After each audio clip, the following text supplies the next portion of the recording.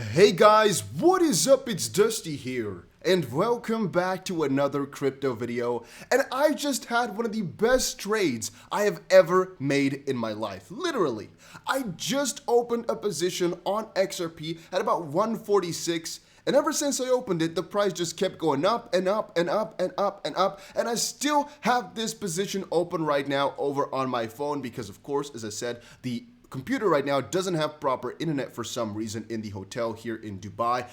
But damn, I'm doing times 50. I had a couple $100 in my account left. I was like, you know what? Let me just wager it. Let me just try something out. Because I actually wanted to buy the dip, but it was a little bit too late. I thought it would be a little bit later. I woke up too late, and so the price was already at about 142 when I could have gotten into it at about 131 or so, right? So it was a little bit too late. I decided, you know what, screw it. Let me still open the position anyway, and it worked like a freaking charm. I am so extremely happy right now. And by the way, Bybit is my favorite platform out of the entire freaking world right now, man. I love it. I love it. I love it. And the thing is, there's huge deposit bonuses right now. I think you get like up to $1,000 or so for just depositing. Go check it out. Link is down below. Not trying to tell you to just go check it out or anything like that. I'm just saying, man, I had a freaking amazing freaking trade. I'm so happy. I just wanted to quickly share it. Even though it's not about the amount of money, it's just about the I don't know, it's just fun when you sometimes have a really good trade, man. It just, yeah, I was really, I don't know, I'm ecstatic. I'm just excited. Now we have some breaking news on the lawsuit. That's actually why I wanted to make this video. First of all, SEC v. Ripple, the discovery and privilege battle continues. Hopefully these issues will be resolved by Judge Netburn soon, letter below. So this is a really small letter, and the second one is actually also really small, not even including a letter. It basically talks about how the court has granted the SEC in their motion. Now both of these I'll talk about in just a second, but if you are enjoying the daily crypto video, make sure you press the freaking like button. Alright, and also make sure you subscribe to the channel, because why not? I update you guys with crypto news every single day. Every single day. So make sure you go check the channel out. All right, so SEC v. Ripple, the court granted the SEC motion to respond to the individual defendant's motion to dismiss in a single opposition brief not to exceed 60 pages. What this actually refers to is just that the SEC recently posted up a little document asking the court if they could, instead of going one-on-one against Ripple, Brad Garlinghouse and Ripple's Chris Larsen, they wanted to file one brief and then an extended one of double the pages. So instead of 130 and 130, they wanted 160 to basically go against both of them. Of course, Ripple's side said, no, we don't want that. We want, explicit points for both individual defendants. And the judge said, no, you know what? Extend it, pure. Go to 60 pages. It's all fine. Does it really matter? No, most likely not at all. Because the chance of getting a motion to dismiss filed or granted anyway is rather small. So I think the judge just does this because the motion to dismiss is going to fail, I think, anyway. So it doesn't really matter in my opinion, but it's just something you might have wanted to know. What does matter though is this right here. The discovery and privilege battle continues. Hopefully these issues will be resolved. Let's quickly check it out. It's really small.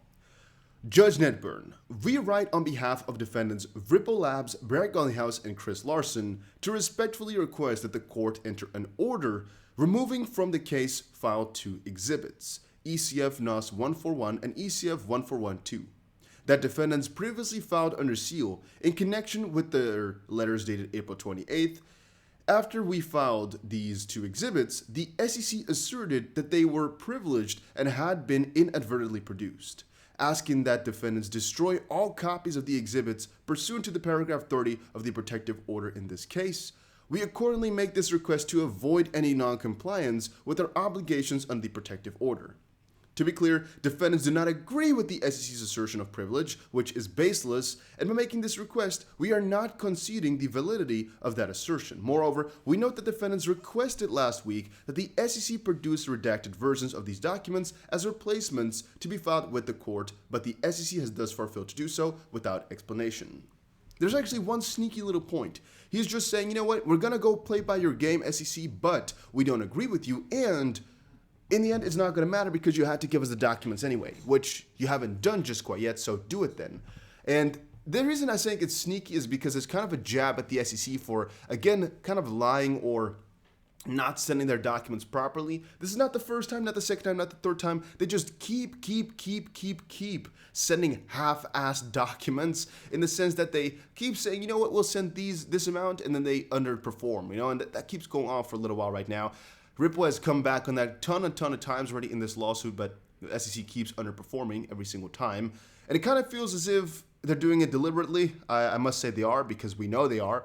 Then again, I'm not sure if the judge can do anything about it, nor if the judge really cares, because they are providing. It's just ridiculously slow. But yeah, just some more breaking news, some more update on this. Ripple is throwing another jab at the SEC sneakily, and the top part is just them saying we are complying, maybe to not cause any more harm or something like that. I don't know. The judge still hasn't given her response yet to the entire ordeal regarding the verdict of whether the SEC can use their documents or not, but these were the two most important parts of today. Then, Mac Attack posted, Ripple seeks expert to make strategic acquisitions in crypto and fintech world. Cryptocurrency decacorn Ripple seeks to fill a key vacancy of an expert who will be dealing with strategic acquisitions in crypto, software, and fintech industries. On its own, for a random company, this wouldn't be that interesting, because they're just filing a position. Oh, sorry guys. Yeah, they're trying to fill a position of an acquiring or strategic specialist, basically, who can, work these things out, these corporate takeovers or just normal takeovers, whatever, or acquisitions, let's call it. Now, as I just said, usually this wouldn't be a bad deal or big deal, but in regards to Ripple specifically, this gets interesting, because we know everything that they take over will in some way, shape, or form have to do with XRP2. So if Ripple takes over a really interesting company, boom, that really interesting company also now utilizes XRP. And the bigger the company is, or the bigger Ripple's stake, the easier that this whole process is going to go. Specifically when they bought into MoneyGram as well, that was basically the thought behind it, right? That then, because they were partnered up, it was going to use XRP. If they get some really cool partnerships going on because this position gets filled, or because they're going to start looking more heavily for it, that would be quite juicy. At least in my opinion, that would be quite juicy. Let me know in the comment section down below, what should Ripple partner up with? It's not that we have any power, but it's just like, what would be the most beneficial for XRP/Ripple to get on that list? Which one would it be? Let me know in the comment section down below what you think. Then Stuart Alderoti of Ripple has said, he's by the way the general counsel at Ripple, over 30 years of legal experience with expertise in banking, regulatory affairs, and complex litigation. He says, it is increasingly obvious to many in the industry that the outcome of this case and what is learned along the way will set a precedent for crypto innovation I'm not a native English speaker, by the way. For crypto innovation in the US. Great analysis from Roll Call. Roll Call said, crypto experts are closely watching a legal battle unfold between Ripple Labs Inc. and the SEC, anticipating the case could establish precedent of clarify. Oh, sorry, guys. I'm going to say precedent. Precedent.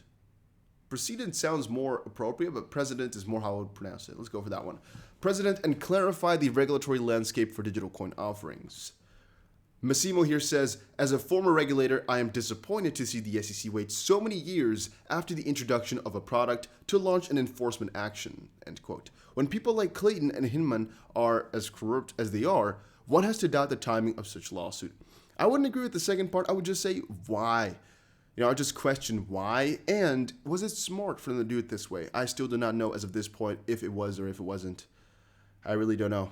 And we won't find out either. We won't find out until the bitter end. And then XR Fucci posted, former SEC lawyer claims agencies not turning back from the lawsuit against Ripple. Let's quickly check this one out. Former SEC lawyer Linda Yang says she's disappointed by the agency's lawsuit against Ripple. I think the SEC has already headed down this path and they're not turning back. Linda Yang, who was part of the SEC's Trading and Markets Division from 2008 to 9, told Roll Call that it was too late for the agency to back down from its legal fight with DLT provider Ripple. Yang, however, is disappointed by the fact that the agency took the company to court after many years since the introduction of the product.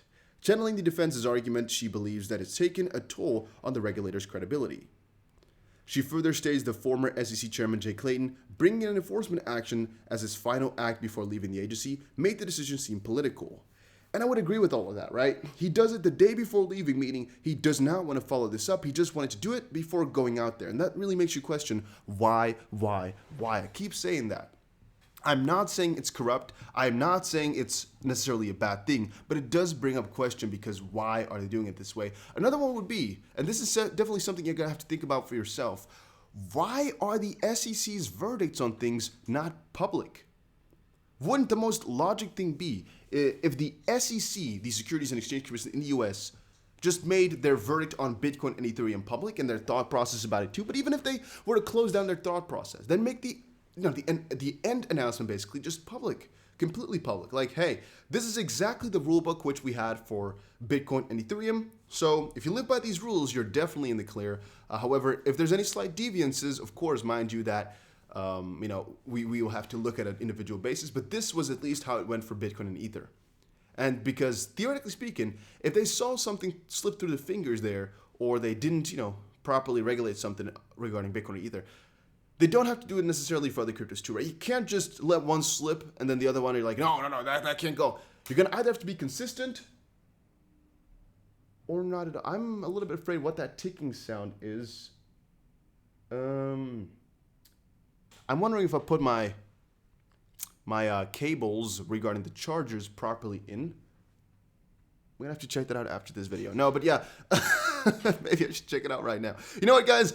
Let's end this video right here. It's just the question I just put up here is definitely something I'm struggling with here a little bit. And if we're talking about the XRP price, I'm still extremely bullish, as most of you guys probably know already. I'm never being sad or anything like that, never being worried or anything like that, even though a lot of you guys are in the comment section. Nope, I'm still here. And pretty soon, I think next week or so, we'll be doing some more live streams, hopefully to get you guys on board as well, because you guys are usually quite bullish whenever I live stream, but when I make the videos, you guys are all like really negative in the comment section down below. I want to see the HODL army again, man. It's pretty fun to see all of that. But yeah, that was it for today. Hopefully you all enjoyed it, and I'll see you guys again in another crypto video. Make sure you subscribe to the channel, and take care, everybody.